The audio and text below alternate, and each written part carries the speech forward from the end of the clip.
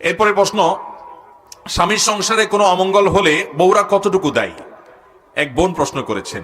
ভাইরা, আমাদের সমাজে অনেকগুলো অমানুষ স্বামী আছে।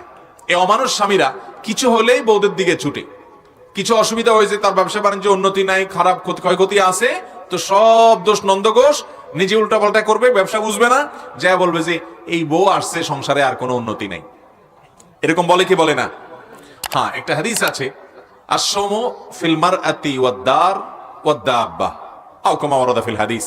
অনেক সময় মানুষের বাহনে, ঘরে বা কোনো নারীতে কল্যাণ আসে। অনেক সময় দেখা যায় যে কোনো ঘরে কোনো বাহন কিনলে তার অকল্যাণ লেগেই থাকে, এবং অনেক সময় দেখা যায় যে এরকম কোন সঙ্গীর কারণেও দেখা যায় সঙ্গে আসা পথে অকল্যাণ লেগে থাকে। তখন আল্লাহর কাছে পানা চাইবে, কিন্তু এটার জন্য ব্যক্তিকে দোষ দেওয়ার কোনো সুযোগ নেই, কারণ ওইটা ব্যক্তির কোনো ত্রুটি না, বা তার কোনো দোষ না, তার কোনো অপরাধ না, পাপ না।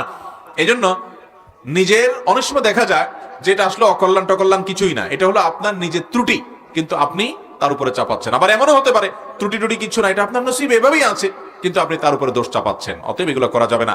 বরং সংসারে, রুজিতে, ব্যবসায়, চাকরিতে, কাজে কামে, চাষাবাদে বরকত আসার জন্য বরকতের দোয়াগুলো করবেন, বরকতের আমলগুলো করবেন।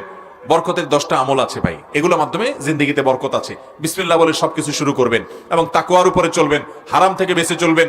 আল্লাহ বলেছেন, হারাম থেকে বেঁচে থাকলে, তাকওয়া অবলম্বন করলে, ওয়ালাউ আন্না আহলাল কুরআন আমানু ওয়াত্তাকাউ লাফাতাহনা আলাইহিম বারাকাতিম মিনাস সামা, আসমান থেকে বরকতের দুয়ার খুলে দেয়। তাকওয়া অবলম্বন করবেন, ইত্যাদি কাজ করবেন, বউকে দোষ দিবেন না। আমার স্ত্রীকে নামাজের কথা বললে রাগ করে, আমার করণীয় কি? স্ত্রী যদি নামাজের কথা বললে রাগ করে, তাহলে সেক্ষেত্রে স্ত্রীকে পাম্পটে দিয়ে, ফুসলিয়ে, আদর যত্ন করে, সোহাগ করে, মোহাব্বত করে তাকে নামাজমুখী করবেন।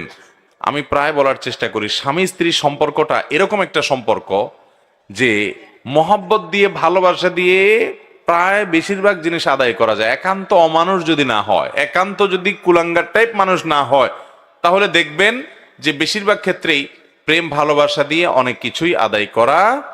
সেই রকম করে চেষ্টা করতে হবে তাকে নামাজি বানানোর জন্য। তারপরে যদি তার কপালে নামাজি হওয়া নসিবে না থাকে, তাহলে এটা নিয়ে আপনার আর মাথা ব্যথা নেই, আপনি চেষ্টা করবেন।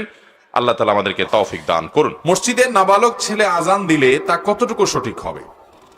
মসজিদে যদি কোনো অপ্রাপ্তবয়স্ক ছেলে আজান দেয়, আজান হয়ে যাবে। বিশেষ করে সে যদি নামাজের ওয়াক্ত চিনে, একেবারে ছোট বাচ্চা না, কিশোর বয়সের, সে পবিত্রতা অপবিত্রতা বুঝে, নামাজের ওয়াক্ত চিনে এবং ওয়াক্তের মধ্যে তামিজ এবং পার্থক্য করতে পারে, এতটুকু যোগ্যতা থাকলে সে আজান দিলে আজান হয়ে যাবে, ওই আজান দিয়ে নামাজও পড়া যাবে। কিন্তু যথাসম্ভব প্রাপ্তবয়স্ক মানুষকে দিয়ে আজান দেওয়াটাই উত্তম, কারণ গুরুত্বপূর্ণ একটা ইবাদত। অনেকে অবহেলা করে বাচ্চাদেরকে দিয়ে দেওয়া, এই অবহেলার কারণে বাচ্চাদেরকে দিয়ে দেয়ালে সেটা অনুচিত, এবং আজানের প্রতি অসৌজন্যতামূলক, অভদ্রতামূলক আচরণ, যা অনুচিত একজন ইমানদারের জন্য, একটা মসজিদ কর্তৃপক্ষের জন্য। হ্যাঁ, যদি এমন হয় কোনো বাচ্চার কণ্ঠ ভালো, সে আগ্রহী হয়ে দিতে চাচ্ছে, তাকে আপনি দিতে দিলেন, তাহলে সে বাচ্চা যদি ওই যে ওয়াক্ত বুঝেন এবং ভালো মন্দ বুঝে, পবিত্র অপবিত্রতা বুঝে, কিশোর বয়সের হয়, তাহলে তার দ্বারা আজান দিলে আজান হয়ে যাবে। এরপরে প্রশ্ন হলো, আমি প্রস্রাব করার পর টিস্যু ব্যবহার করি, তবুও প্রস্রাব শেষে আবার 2-1 ফোঁটা বের হয়, কাপড়ে লাগে, এ অবস্থা আমার করণীয় কি? অনেকেরই এ রোগটা আছে ভাই, পেশাব করার পর 1 ফোঁটা 2 ফোঁটা অনেকক্ষণ পরে বের হয়। যদি 1 ফোঁটা 2 ফোঁটাও বের হয়, তারপরে অজু ভেঙে যাবে, আর কাপড় লাগলে কাপড় নাপাক হবে। এই জন্য প্রথমত আপনার এই পেশাবের ফোঁটা বন্ধ হওয়া পর্যন্ত আপনাকে অপেক্ষা করতে হবে, এবং এটা বন্ধ হওয়ার পর আপনি পবিত্র হয়ে নামাজ পড়তে যাবেন। তার জন্য যতটুকু সময় লাগে নিবেন। আবার অনেকের আছে অহেতুক সন্দেহ, পেশাবের ফোঁটা বাহির হোক বা না হোক, তার মনে হয় বাইর হয়েছে, ঘন ঘন চেক করতে হয়, আছে না নাই? তো এইটা হলো রোগ, এই রোগকে পাত্তা দেওয়া যাবে না। যদি দেখেন যে এরকম প্রায় দেখছেন চেক করে আসলে কিছু বাইর হয় নাই, অযথে আপনার মনে হয়েছে, তাহলে এটাকে পাত্তা দিবেন না। নবী করিম সাল্লাল্লাহু আলাইহি সাল্লাম তো ভিজা হাতে পানি নিয়ে এরকম ছিটা দিতে বলেছেন, কাপড়ের উপর দিয়ে, লজ্জাস্থানের বাইরে কাপড়ের উপর দিয়ে ছিটা দিতে বলেছেন। কেন? যাতে করে ওই শয়তান আপনার মধ্যে ওয়াসওয়াসা ঢুকাতে না পারেন যে আপনার পেশাবের ফোঁটা বের হয়েছে, তাইলে এটা পেশাবের ফোঁটা কিনা। আপনি নিজে পানি ছিটা দিয়ে দিবেন, তাতে করে আপনার পেশাবের ফোঁটা এরকম কোনো সন্দেহ শয়তান সৃষ্টি করার সুযোগই পাবে না। তার মানে সন্দেহকে পাত্তা দেওয়া যাবে অহেতুক। হ্যাঁ, আপনি নিশ্চিত জানেন হ্যাঁ ভিজে গেছে, পড়ে গেছে, পেশাব বের হয়ে গেছে, তাহলে আপনি সেটা যে অংশ লেগে গেছে ওই অংশটা ধুয়ে ফেললেন এবং ওযু করে নামাজ পড়লেন, নামাজ হয়ে যাবে। কারোর পেশাবের রোগ আছে, কিন্তু বেশিরভাগ ক্ষেত্রে এটা ওয়াসওয়াসাকে পাত্তা দেওয়া যাবে এরপরে না। প্রশ্ন, কিস্তিতে পণ্য ক্রয় বিক্রয় করা কি জায়েজ? কারণ কিস্তিতে বিক্রয় করলে ক্রেতার কাছ থেকে নির্ধারিত মূল্য থেকে কিছু একটা বেশি মুনাফা রাখতে হয়। ভাইরা আমার, কিস্তিতে যদি পণ্য কেনা বেচা করেন এটা জায়েজ আছে। অনেক সাহাবা একরাম কিস্তিতে কেনা বেচা করেছেন, এটা না জায়েজ বা হারাম কোনো বিষয় নয়।